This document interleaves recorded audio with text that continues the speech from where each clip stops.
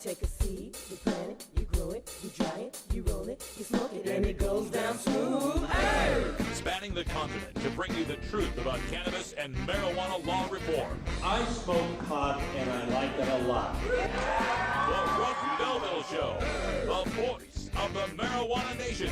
Now, here's your host, Radical Russ Belville. Good day, tokers and tokettes and non-toking lovers of liberty. It is Tuesday, March 24th, 2015, and it's got to be 420 somewhere in the world. Howdy ho to all you out there in 420 Radio Land, listening to us all the way out in the middle of the Pacific Ocean in the sovereign kingdom of Hawaii. Shout out to our friend Hi in Hawaii, who was looking forward to today's show. All the way back to the peninsula of Florida. We got listeners out there in Florida. We got listeners in Utah, in Colorado, Massachusetts, as far-flung places as Bahrain even. Believe it or not, we got listeners in Bahrain and England and Spain and all over the place. And please, thank you and such admiration for the people who have helped make 420 Radio what it is, and for your continued listenership. These are the early days of 420 Radio. You're going to be able to look back and say, oh my God, I was there back when it was just a little radio show, and the things that are planned for the future here are very exciting. I've been on the phone all day today with investors and developers and other business types, including a radio station out of Colorado Springs, Colorado, 1580 AM, that is negotiating to get the Russ Belville Show on live, maybe starting in May on their radio station. We got to talk about it a little bit. It might require changing our live stream time to 3 hours earlier, but I don't know if I want to do that or not. So we're still in negotiations. We're still going to figure out what it is, but we might be breaking through onto the terrestrial radio airwaves. Really looking forward to that. All right, coming up on today's show, we've got a few more clips from the Oregon Medical Marijuana Business Conference that we want to get to, showing everybody just how things are developing here in the state of Oregon. We got a report from the conference floor and an interview with the guys putting together the Golf and Weed, the Oregon Cannabis Classic, the second annual Golf and Weed tournament benefiting multiple sclerosis. We'll also talk with Brian from Budfolio, a great medical marijuana journaling application for smartphones. We're going to look at that. Also, in our legalization law and order today, we're going to hear from Leland Berger from Oregon Cannabis Compliance Council. He is one of Oregon's top marijuana lawyers and has been for decades. He's got a forecast of what's happening under the new legalization law and what may happen to medical marijuana as well. You'll want to tune into this clip from the Medical Marijuana Business Conference. Also on the show today, we've got time for an activist agenda. On the activist agenda today, one of the greatest activists out there on the East Coast, Ed, New Jersey Weedman Forchion, a friend of the show, staked out presidential contender and New Jersey governor and all-around slimeball Chris Christie, the governor of New Jersey, and the back and forth they had on this filmed video of his is pretty interesting. We'll bring that to you in Activist Agenda. Also on the show today, we'll have time for a radical rant, how young idiot parents could fuck up legalization for the rest of us. You know, I got no kids, and I don't even drive a car or work outside of my home. There's no way my pot smoking is going to affect anyone else. But you young parents out there, you better get a handle on your weed smoking and how you're dealing with it, especially around your young children. Got a terrible story coming out from our neck of the woods here, Beaverton, Oregon, that illustrates that point succinctly, and it's got me a little riled up. So stay tuned for that radical rant, as well as Hour 2 Toker Talk Radio. We'll take your calls toll-free at 84-420 Radio. You're listening to The Russ Belville Show on 420radio.org. Be right back with the 420 Radio News after these messages.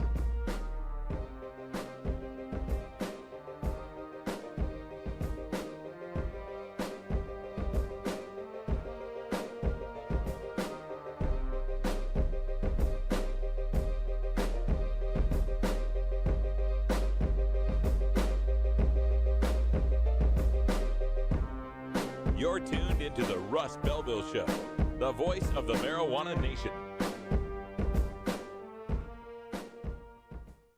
420 Radio, the world's voice of marijuana legalization. Get.Buzz. .Buzz is the internet platform that fuels community interest, excitement, and new experiences. .Buzz is the premier online destination for internet users seeking the latest news on a variety of topics.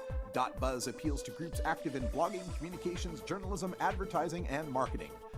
.Buzz offers registrants a stronger alternative to the shrinking namespace of existing top-level domain names, such as .com, .net, and .org.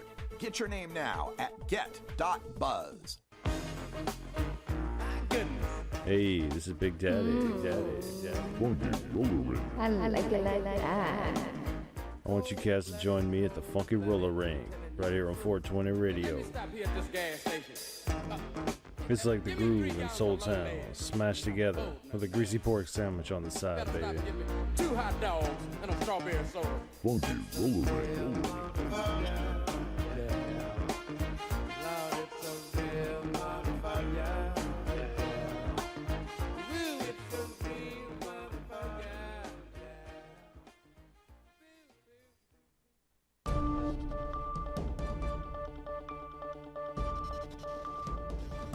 It's time for the 420 Radio News, covering the latest headlines in consumer cannabis, medical marijuana, and industrial hemp.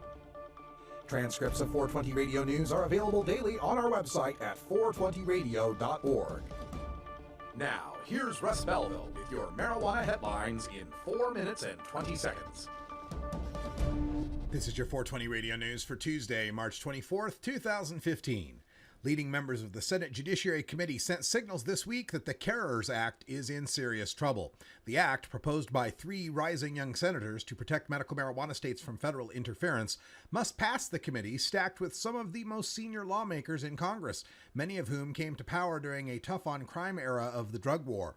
Several of them openly gripe about what they call the Obama administration's lack of enforcement of existing federal drug laws, and they certainly aren't willing to send a signal that Congress is okay with the movement to liberalize pot. Quote, "I'm probably against it," end quote, said Senator Orrin Hatch of Utah, the most senior Senate Republican and a member of the Judiciary Committee, said of the cannabis bill. Quote, "I don't think we need to go there," end quote, added Senator John Cornyn of Texas, the number 2 Senate Republican. Uncle Sam has awarded the University of Mississippi a $68.8 million contract to grow marijuana and analyze it. The contract, awarded Monday by an arm of the National Institutes of Health, will go to a marijuana research lab at Ole Miss, which has been the sole producer of federally legal marijuana since 1968. The project is ramping up to grow 30,000 plants. The government said it's interested in developing new methods for growing plants that contain a variety of different levels of tetrahydrocannabinol, the chemical most responsible for pot's psychological high effect, and cannabidiol, the non-psychoactive ingredient claimed in high-profile anecdotes to effectively treat medical disorders like epilepsy. On Friday, 6 months after her infamous "Fuck It, I Quit" live walk-off from her TV reporter job, Charlo Green's Alaska Cannabis Club was raided by police. Her former employer, CBS affiliate KTVA, reported that the club is being investigated over alleged illegal sales of marijuana. Possessing small amounts of marijuana became legal in Alaska last month, but selling it is still illegal there until the state decides how to regulate the pot businesses next year. The Alaska Cannabis Club describes itself as a private clubhouse where its nearly 700 members can freely consume cannabis. The warrant for the search said police were looking for marijuana and concentrates, as well as items related to illegal transactions and money used or intended for use or derived from trafficking in controlled substances, end quote. Quote, "No charges were filed and none will be because we don't sell weed here, period, point blank," end quote, Green said. Although she was upset by what happened, she reopened the club the next morning. She has consulted with a lawyer, and her focus now is getting ready for the club's first big event on April 20th.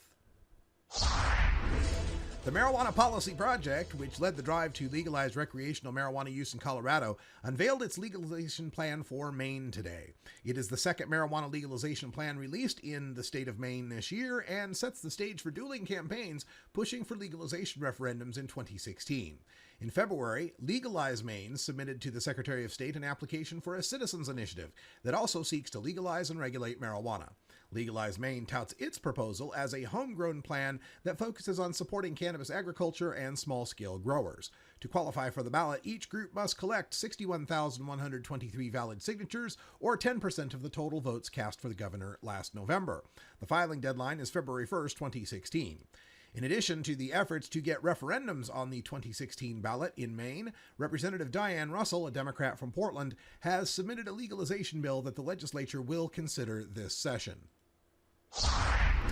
A 2-year effort to legalize medical marijuana in Georgia may finally succeed, as the Senate passed a likely compromise that would okay a limited form of the drug for disorders including cancer, seizures, and sickle cell disease. The new version would allow cannabis oil also to be used to treat Crohn's disease, amyotrophic lateral sclerosis, mitochondrial disease, multiple sclerosis, Parkinson's disease, and sickle cell disease. It would open the door to both children and adults as being eligible for treatment. It would, however, eliminate one disorder favored by the House, fibromyalgia, as being an accepted disorder for treatment.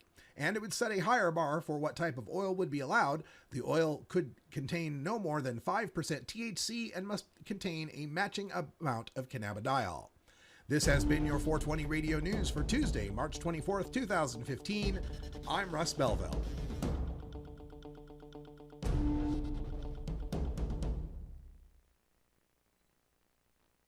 You get a nug, you get a nug, everybody gets nugs!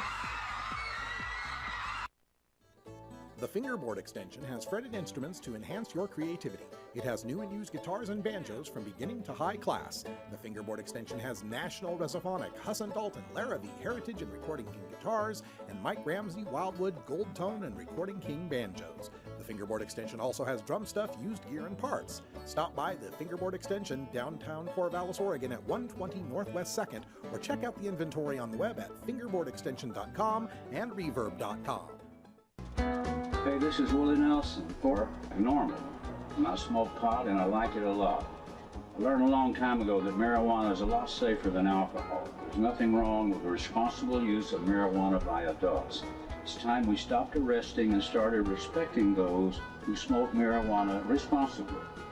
To learn what you can do to help, contact Normal at norml.org or call toll-free 888-67-NORMAL.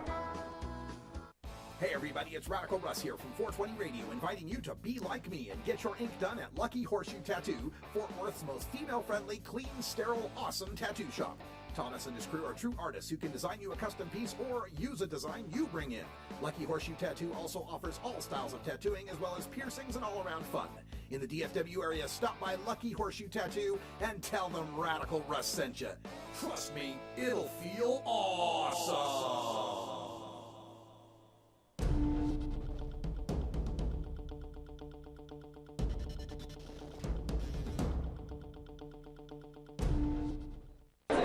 Good day, Tokers and Tokettes. Radical Russ here at day 2 of the Oregon Medical Marijuana Business Conference. It's lunchtime, and everyone is milling about the expo area. We're going to get a chance here to talk to some of the participants here in the conference and see what they think about what's happening here.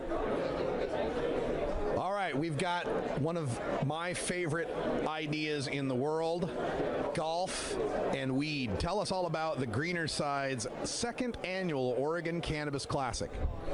Yeah, for sure. So the second Oregon Cannabis Classic is all about raising money for MS, getting the cannabis word out there that, we're not a whole bunch of scary group of people. We actually care about what we do, and we're smart about what we do. And who doesn't like to play golf and smoke a little bit of herb? There's a long history of golf and herb, just hasn't always been out in the open. How do the golf courses respond to these kind of things? I'm glad you asked that. Actually, everybody, all of the employees were so pumped on our event that everyone asked us to come back, and the head golfer told the boss that he was pretty happy to see him smile for the first time. That's great. So which golf course is this held at? It's actually not exclusive to one golf course. It's the Oregon Cannabis Classic, so it moves all over the state. Oh, okay. Okay, so the second annual one that you're having, this is going to be Friday, September 4th, and... we actually haven't chosen the spot yet. It's either going to be at Tokatee or Myrtle Creek. Okay. And if people want to register for this, sign up, and help in any way, how can they contact you? Just call the Greener Side at 541-345-8904. All right, check it out. The Greener Side, second annual Oregon Cannabis Classic. Get involved with it. Help MS. Have fun golfing, and enjoy the Greener Side. See you a little bit later. Thanks, man. Welcome back, everyone, to day 2 of the Oregon Medical Marijuana Business Conference, and I'm here with Brian. He's with Budfolio. And Brian, tell us about Budfolio. What do we got here? Sure. What we got here, Budfolio, it's a cannabis strain journal and social network for patients to actually track and record all the different strains that they've tried with their own photos, their own reviews, their own basically experiences. What we're trying to do is share those experiences across Budfolio and the network. So kind of a Yelp of sorts, just kind of rating system? Of sorts. You know, you can almost kind of imagine more like a Yelp mixed with an Instagram as well. Oh, so okay. It's more of a social network with the back end of actually trying to help people find the correct strains as well. Because this is one thing that, you know, the Schedule I nature of cannabis has kept it in the dark as far as, you know, accurate trials and placebo-controlled studies and all of this. We've been relying on anecdotal information for a long time. Right. This is a way to collect all the anecdotes. Exactly. And this is actually, you know, a lot of times the reviews that are available today are very generic. Like you're saying, it's not specific to the shop you're actually visiting. It's not specific to the strain that you're going to be going to pick up.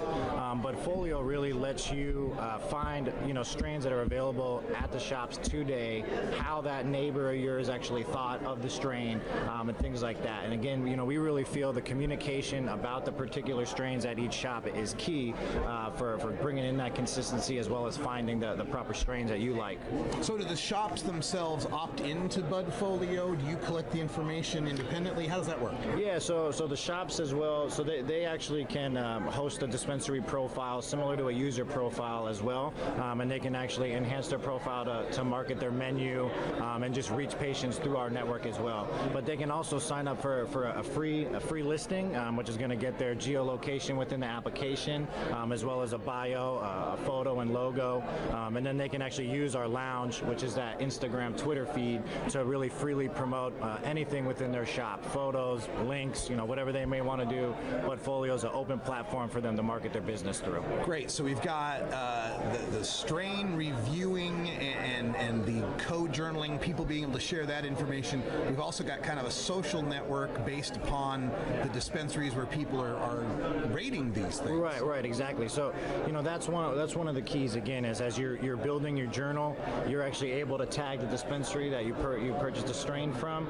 and doing so actually gives that dispensary a word-of-mouth marketing as well as an easy, quick, visible link for a patient viewing the application to go to that dispensary and find out where that product was and all right, so Budfolio, and it's available at the App Store for Apples and the Google Play for the Androids, and no cost on this? This is a free download? Cost, yeah, a free app for the community. Again, we're really just trying to connect the cannabis community, give a voice to the dispensaries, and more of just a profile setting. So free to download. We'd love to have everybody get on there and start sharing their photos and reviews. How did you get involved in something like this? Do you have come from an IT background, perhaps? No, actually, advertising and marketing is my background, what I went to school in. When I became a California medicinal cannabis patient, really what intrigued me was the variety of strains that were available. What I started doing was I started, you know, keeping track of the different strains that I liked, what I didn't like, and basically I built, you know, a handwritten journal of all the strains that I tried, and that's kind of when it dawned on me, why isn't there an application for me to build this journal and share that journal with other people as well? That's how Budfolio came about. Fantastic. And so a startup company, are you based here in Oregon now? No, we're actually based out of the San Francisco Bay Area, out in California. We're available, like I said, on the App Store, so anywhere where cannabis is legal, as well as the other states that are allowed to download the app as well. Right on. It's Budfolio, everybody. Get yourself a hold of this, and, you know, in addition to, you know, tracking for yourself, you're doing a service for other people as well by getting your information in there. The more information we have, and really you build this big enough, and this is something that we can take to medical scientific researchers, especially now in the legal states where they have they're going to be crafting research licenses. We can take this anecdotal information and say, yeah, it's anecdotal, but it's, you know, 50,000, it's 100,000, it's a million anecdotes, and that's going to lead and help direct their research. You know, they won't have to start from scratch guessing, should we look at super silver haze for PTSD or whatever. We'll have 20,000 vets that have told you whether or not that works. So check this out, Budfolio. I think this is a great app, and Brian, thanks for being here at the OMNBC. Thanks for having me. Download it today. Big thanks to Brian and the folks at Budfolio. Another great cannabis app. Rabba-dabba-goo! And that sound means that it's 420 in the Mountain Time Zone. Denver, Colorado is getting its 420 on. Fort Collins, Aurora, Colorado Springs, Pueblo, Durango, Pikes Peak. They're all getting it on. Let's join them. When we come back, we got video from New Jersey Weedman versus Chris Christie. Love to see how this turns out. You can get 420 Radio on the go with our Shoutcast stream for all internet-enabled media players. Go to rad-r.us/420shout or just click the Shoutcast icon below the live radio feed at 420radio.org. Support for 420 Radio comes from Kick-Ass Cannabis and Veggies, a guide to gardening with nature, authored by Kip Zonderkopf.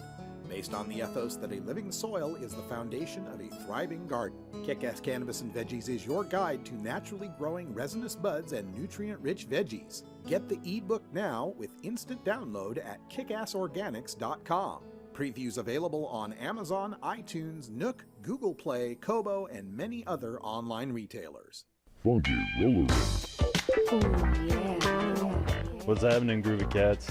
This is your Funk Master of Ceremonies, Big Daddy, and I want you to join me every Thursday night at 11 Eastern, 8 Pacific, right here at the Funky Roller Ring. Oh, yeah. Your home of soul, funk, and disco, baby. Funky-licious.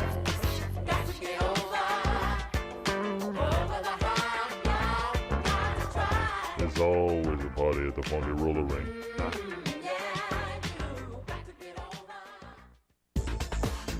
Are you in the market for portable vaporizers now? Get online to vapes.buzz, the quick and easy link to portablevaporizers.now.com.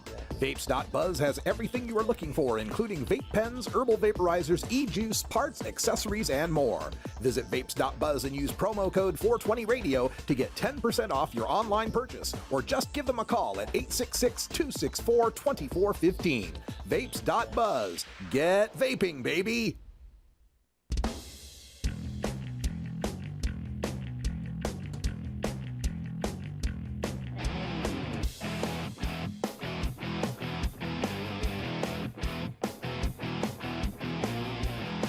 Activism begins with ACT.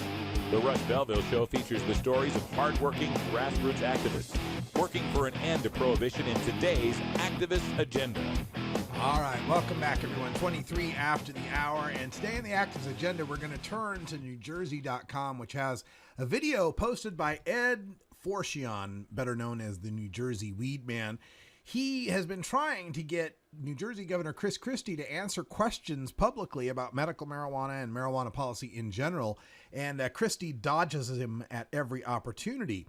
He does a radio show regularly at the studio of 101.5 FM, and New Jersey Weedman's been trying to call in, but all the call screeners, of course, won't put him on the air with Governor Christie. So New Jersey Weedman went out in his custom-painted Weedmobile and parked out in front of the 101.5 FM studios and waited for Governor Christie to get done with his radio show, cranked up the PA system on his van, and started asking Governor Christie questions on the street. The video is posted at New Jersey Weedman's Facebook page. We've got a copy of it here. Let's switch to that video and check this out. This is off NewJersey.com's website.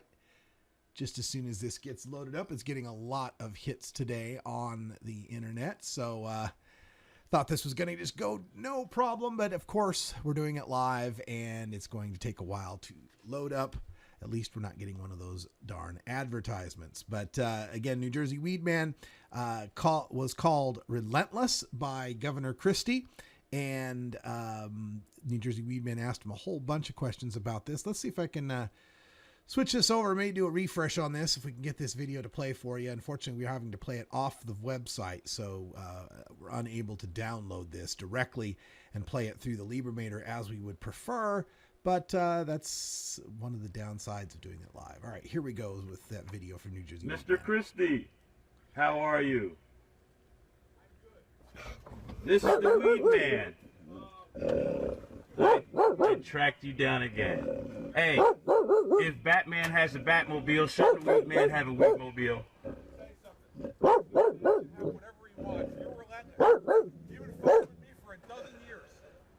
I hear you. Well, Mr. Christie, when are you going to stop arresting people for marijuana, though? Having people arrested for marijuana?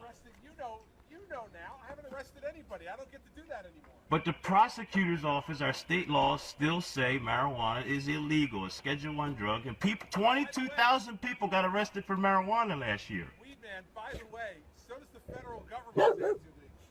But Why don't you go call President Obama, get him to I would like to call President Obama. Can you get me a meeting with Mr. Obama, please? bring the weed truck out in front of the White House and see how it goes. I've done that before, but I tell you what, you're his buddy. Like this. All right. Listen, I like you though. I know. You should stop arresting people though. You can get 420 Radio on the go with the TuneIn Radio app for all mobile platforms. Go to rad-r.us/420tunein or just click the TuneIn Radio icon below the live radio feed on 420radio.org. Growing plants indoors can be a rewarding hobby, but electricity bills can go through the roof. Then you have to cool down all those big hot lights. It can drive a grower insane. With Lush LED lighting, you can solve many of these issues and double your rewards. Matt and his scientists have developed the perfect light for flowering plants with far less cost and heat. And the results? Very effective. Check out lushledlighting.com right now and tell them.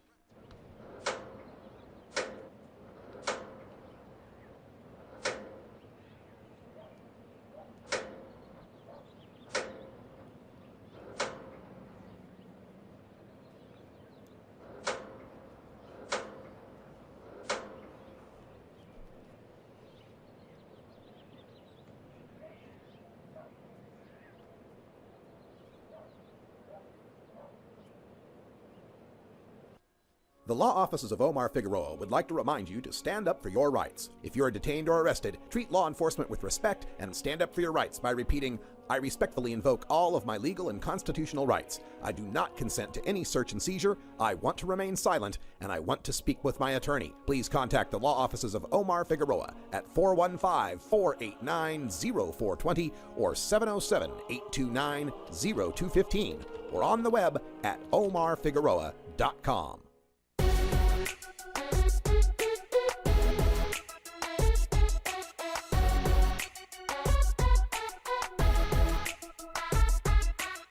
In the marijuana law reform movement, the cannabis community is represented by thousands of dedicated defense attorneys fighting to end prohibition and keep us free.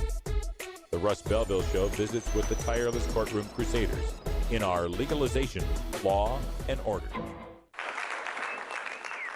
Hi. Hey. Good afternoon, Eugene. Eugene in the springtime.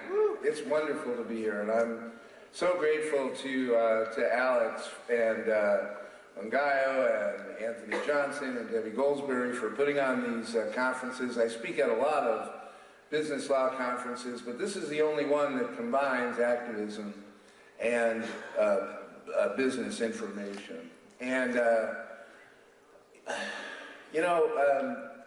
I was so impressed with what Chelsea had to say. I want to share with you that Keith Stropp, who's the founder and still the legal director at Normal, likes to say, if the best thing you can hope for is that you leave a conference with one new thought, and I hope the one new thought is what Chelsea is saying to y'all, which is it's critically important that you be involved in a positive way in your community. It is the thing that's going to change it, because that's where the war is playing out in Oregon.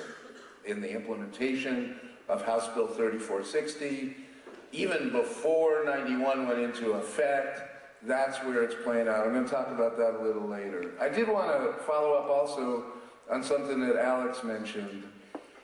Listen, Measure 91 is about this. It's about that July 1st, everywhere in Oregon, a person who's 21 years or older can possess an ounce of marijuana in private legally. That's what it's about. It's about any adult 21 years or older can grow 4 plants, have 8 ounces, have 72 ounces of usable liquid, 30 ounces of solid, and 1 ounce of oil. And it's about legalization. The industry part of it, the part that we're all gathered together to talk about, is the portal through which it became possible to achieve what is so far the most dramatic cannabis law reform in the country. But it's not the important part. Freedom is the important part. Yeah, please remember. And I gotta say, you know, one thing, I mean, I don't like to promote normal law that much, but I am part of the normal legal committee. I'm part of the normal legal committee. I'm excited Russ Belville started up Portland Normal again. Can we have a, and Calico,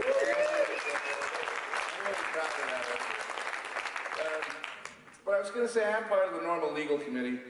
And, you know, not everybody in the normal legal committee is a consumer, but most of us are. And I found in the industry it's like that as well.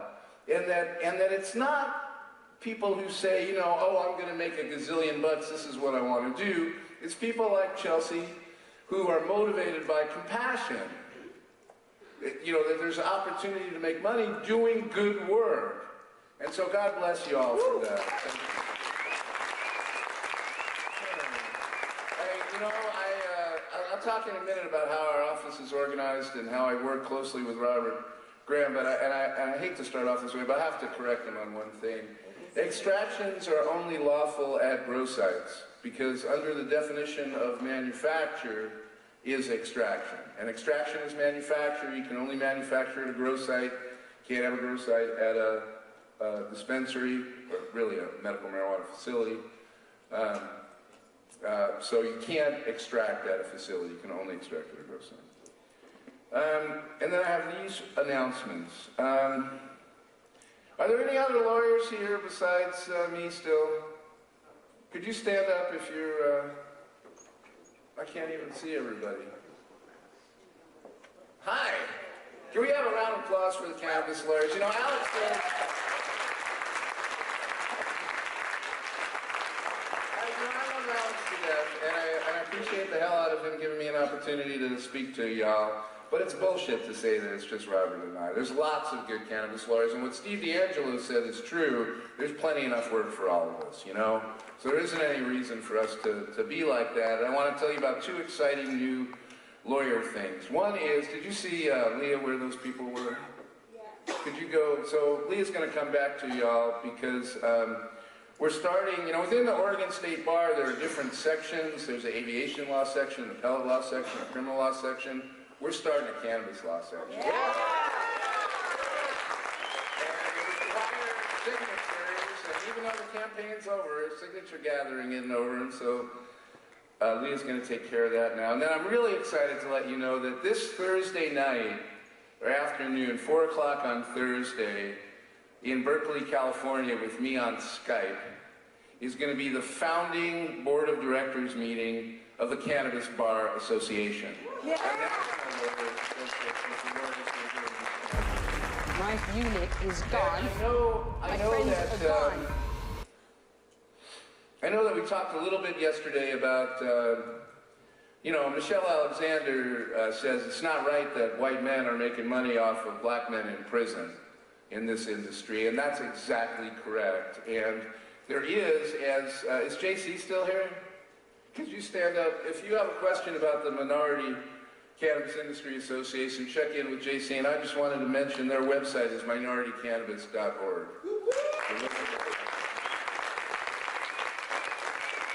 So my name is Leland Berger, and I am the sole member of an LLC called Oregon Cannabis Business Compliance Council.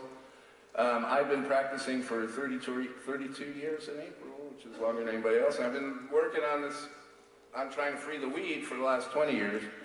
And about 4 years ago, when I was working some with Voter Power at Measure 74, which was a regulated supply system bill, people started coming to my house where I was working out of to say, well, if this passes, what do I need to do to be in compliance?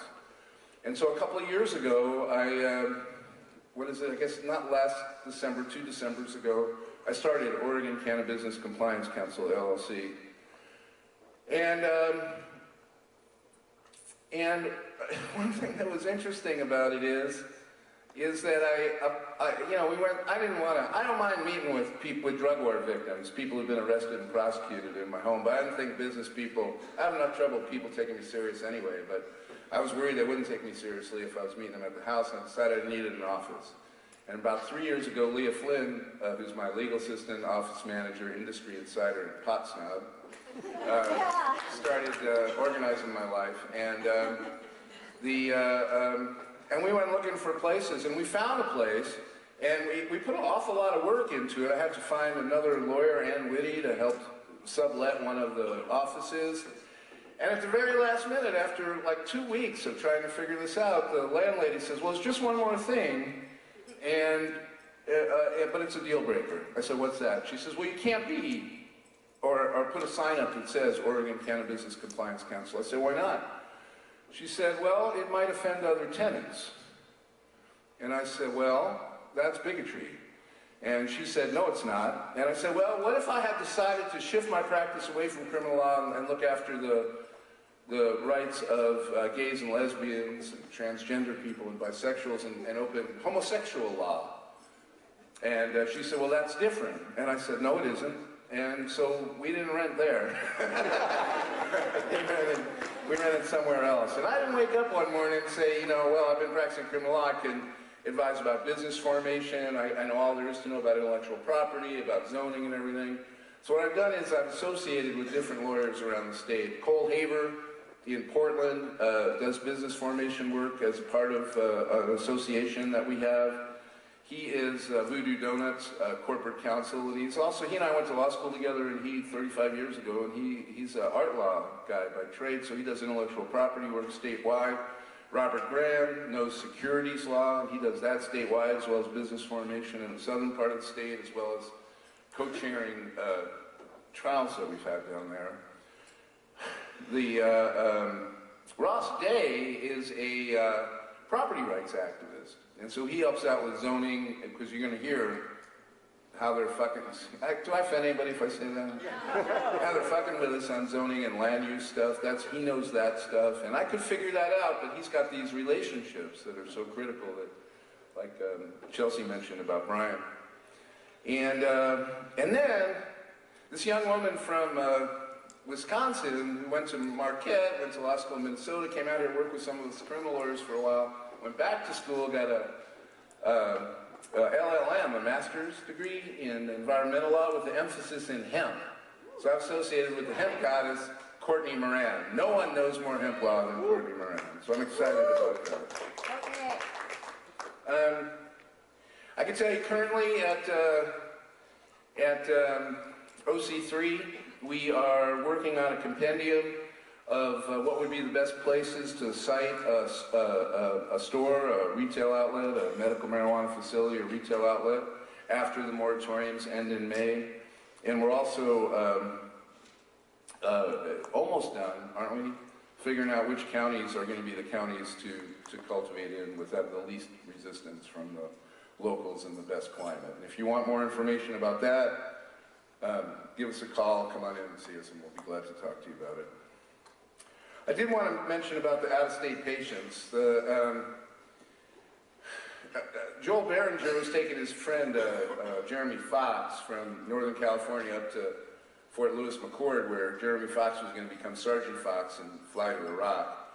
And Joel Behringer had just long flowing red hair, big red beard, red 4x4. And he's coming up 205 near Oregon City, 72 miles an hour and 55. And Officer Nashi from the Oregon City Police pull him over for speeding and say, what's all that weed on the floor? And Joel says, here's my California recommendation. And Nashi says, that ain't no good here. So we went to court and argued that the California recommendation was due full faith and credit in Oregon, so the probable cause went away as soon as he saw it. You with me still?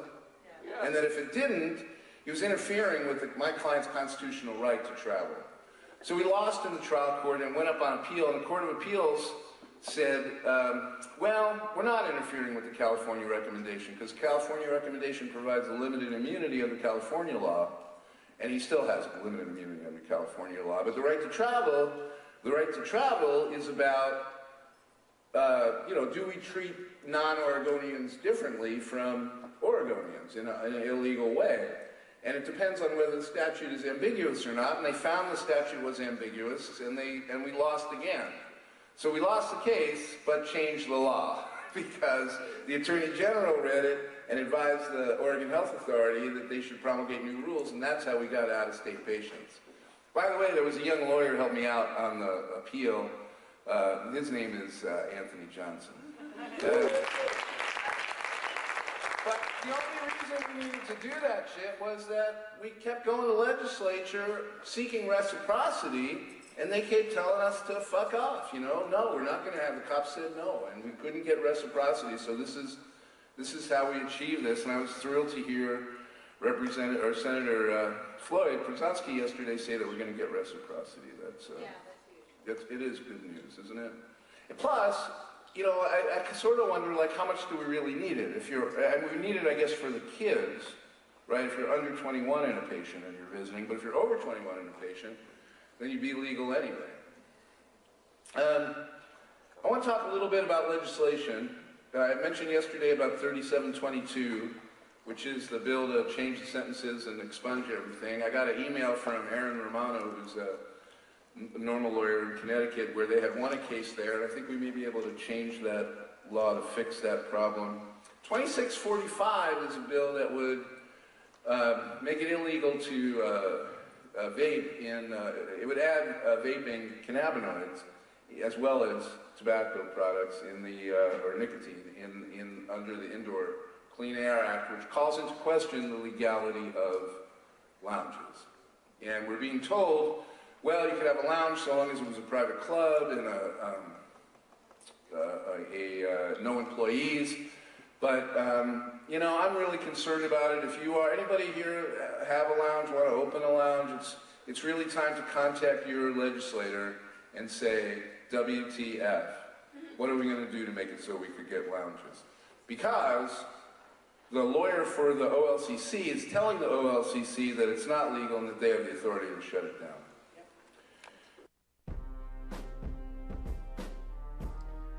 Great reporting there from Oregon Cannabis Compliance Council Leland Berger here in Oregon. Number of issues that we are working on, including those marijuana lounges, which Lee and I both agree would prevent newbies from overdosing on edibles, as well as reduce the possibility of an increase in public use citations. Check out Oregon Cannabis Compliance Council on the web. And when we come back, we'll have time for a radical rant on how young idiot parents could fuck up legalization for the rest of us, right after the anti-drug public service announcement of the day.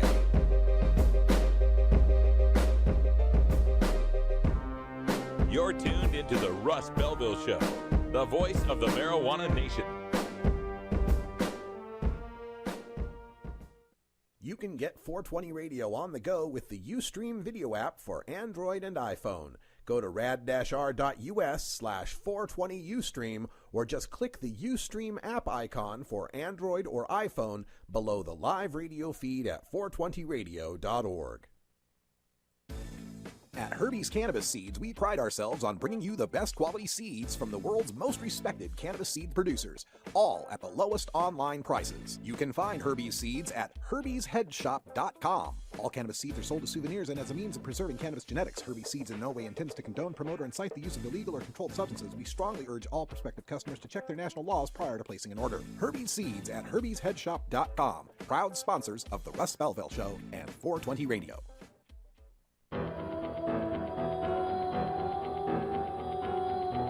In the interest of fair and balanced journalism, the Russ Belville Show presents the anti-drug public service announcement of the day. This This is Trey. This his crew. Here he is, what he do. Sitting here hugging the block and smoking weed. Hands spinning on the clock. Look at Trey. He never leaves. Just sit day and day and day and day. Do his time, listen to his man's rhyme. Tell him how to be a man. He listens out, but ain't got no plan. He only listens, never plays, never think, never say what he wants or what he needs. Just sit some more and smoke that weed. I wonder if he'll ever leave.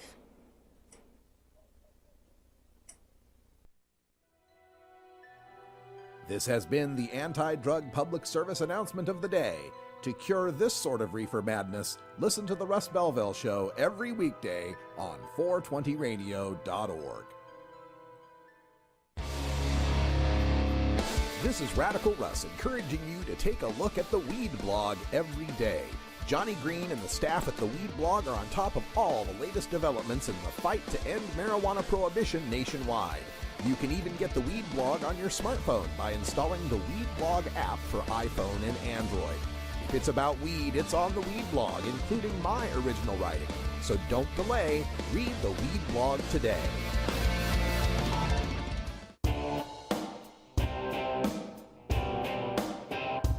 We must wage what I have called total war against public enemy number one. I support a change in law to end federal criminal penalties for possession of up to 1 ounce of marijuana. That marijuana, pot, grass, whatever you want to call it, is probably the most dangerous drug. Some think there won't be room for them in jail. We'll make room. I experimented with marijuana a time or two, and I didn't like it and didn't inhale. And one major responsibility is to encourage people to use less drugs. Entirely legitimate topic for debate. Radical Rant. Welcome back, everyone. 47 after the hour. And in the rant today, I want to talk a little bit about the children. And I often preface these kind of discussions with a little bit of a mini apology by saying, now, I don't really have children, so...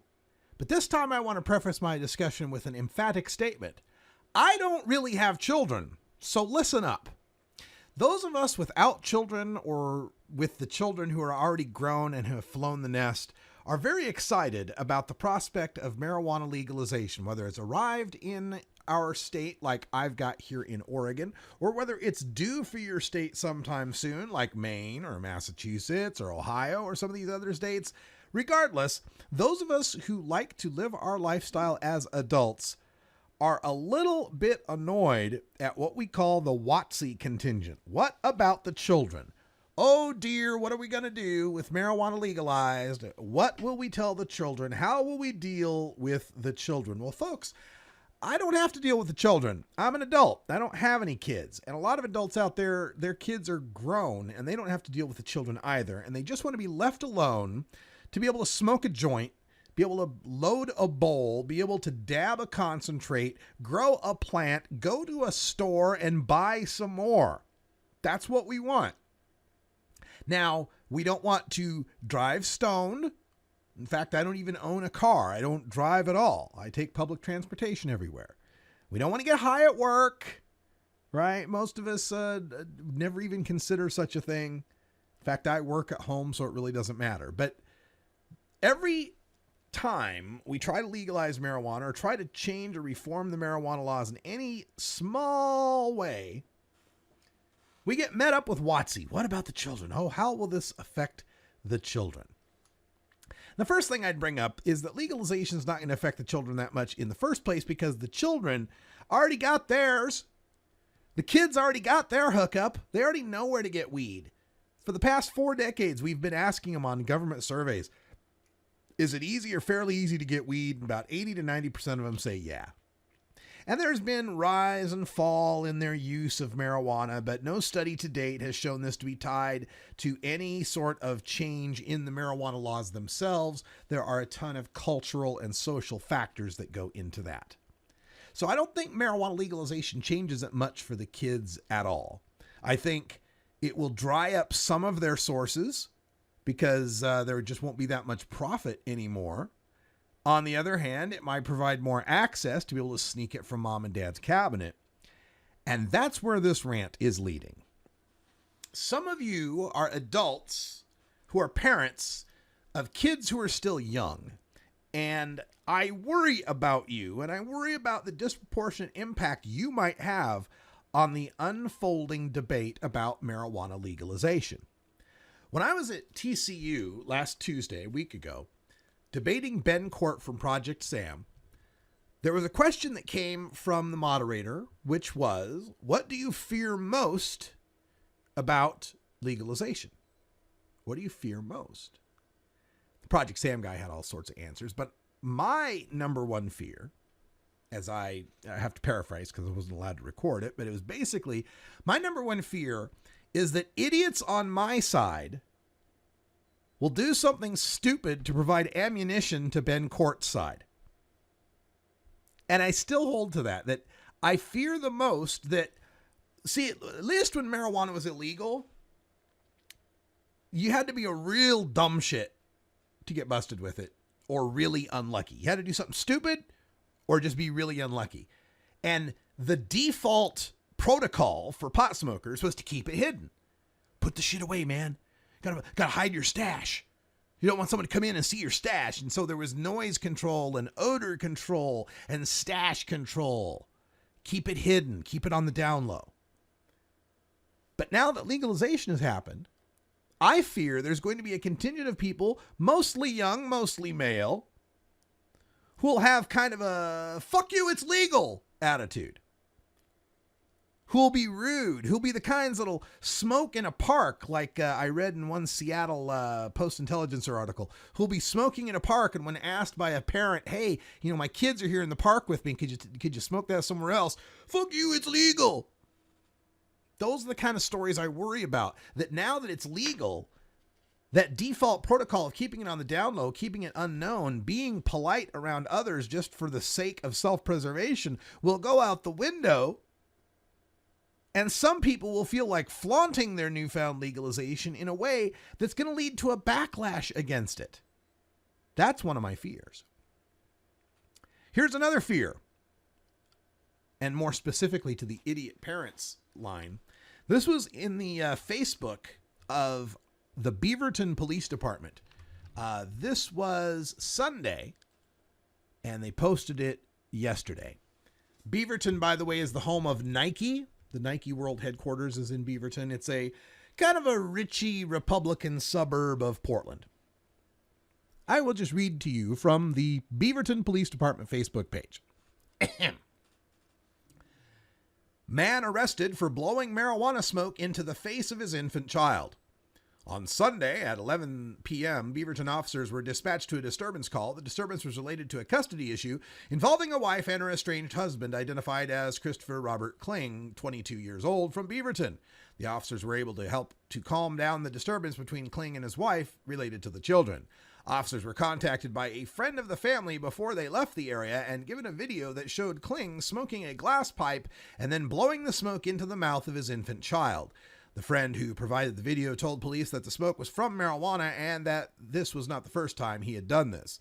Officers recontacted Kling, showed him the video, and then arrested him. Kling was lodged at the Washington County Jail on the charges of endangering the welfare of a minor, a Class A misdemeanor, and application of a controlled substance to another person, a Class A felony. Children are one of the most vulnerable in our society and often don't have a voice. The Beaverton Police Department is grateful for this family friend that decided to be the voice for this infant. All right, so, yeah. So, video of the guy, the young father, blowing marijuana smoke into the mouth of an infant. And these are the kind of stories, and this is going to get used against people in these kind of custody situations, young couples fighting over the kids, divorcing, whatever it might be, kids in their 20s here. And that's just going to be used by our opponents to say, look, it's all well and good that you want to legalize and you don't want to throw people in jail. But there are irresponsible people out there, young people especially, people who disproportionately use a lot of marijuana, and without it being illegal, they're going to do dumb shit like this. Now, we know what the response is. We know the response is marijuana doesn't make you stupid, but some stupid people smoke marijuana. This guy was a dunderhead, but not because marijuana was legal, right? It didn't matter if it's illegal or legal. What he did was stupid, right? But those are the logical responses. They don't get to that emotional core of this kind of video that's going to freak people out. They're just going to freak. Now, we know the facts. We know that the cannabis smoke is not going to seriously harm the infant. Smoke's probably not a good idea on young lungs and a low immune system like an infant would have. But it's not, beating the child or shaking the child. But those kind of nuances are lost in these stories whenever, especially talking about an infant, man, that just activates all sorts of primal, hormonal, emotional responses that just don't do our side any favors. Now, to another aspect of this story, though, that I got to address. Class A felony? Holy crap. That's like non-expungable on your life forever, up to 20 years in prison kind of felony. Now, I definitely don't agree or support in any way this guy blowing smoke in the infant's face. There might be a case to be made for a medical marijuana application of a very, light tincture or something. I mean, I can imagine if an infant was teething, for example, that we might give some sort of cannabis tincture. Very, very light cannabis tincture. Maybe. That's me reaching for an excuse, right? Blowing smoke off a pipe to a kid, to an infant, is just inexcusable. But it's no Class A felony. I mean, we're talking, that's high-end crime here. That's high-end crime. Now, this administration of a controlled substance to another person without their consent, without their knowledge, that's like drugging someone, right? That's a statute for like the guys that are dropping roofies into girls' drinks and stuff, right? That's someone who's, dosing the teacher at school, that's heavy duty stuff. This is a stupid move and shouldn't be condoned, but I don't know if Class A felony is what this is really being called for here. That seems a little extreme to me. But that's my fear. I fear that the young idiot parent's going to leave the pot out on the coffee table and the kid will get into it. Leave the cookies out and the kid will get into it.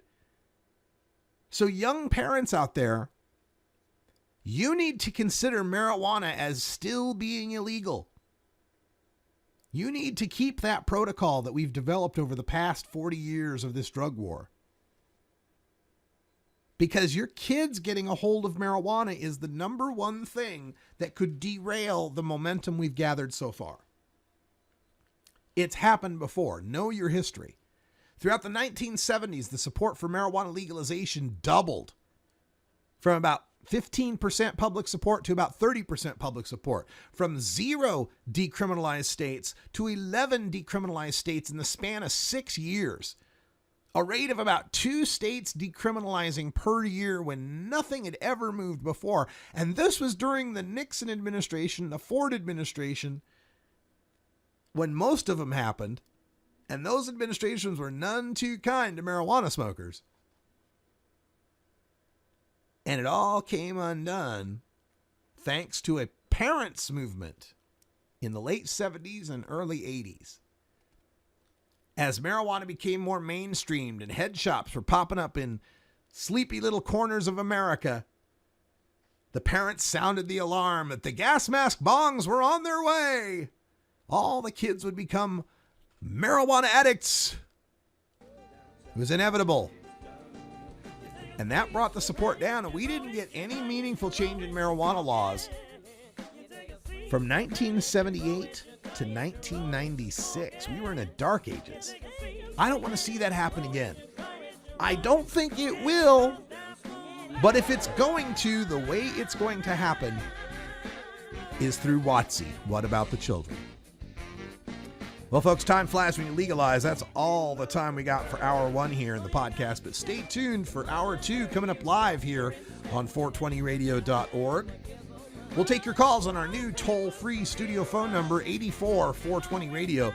That's 844-207-2346. Or our local number at 971-533-7111. For everyone here at Rolla J Studios, I'm Radical Russ. Thanks for joining us, and until next time, take care of each other, tokers. This is the Russ Belville Show. The Russ Belville Show is blogging and podcasting daily at radicalruss.com.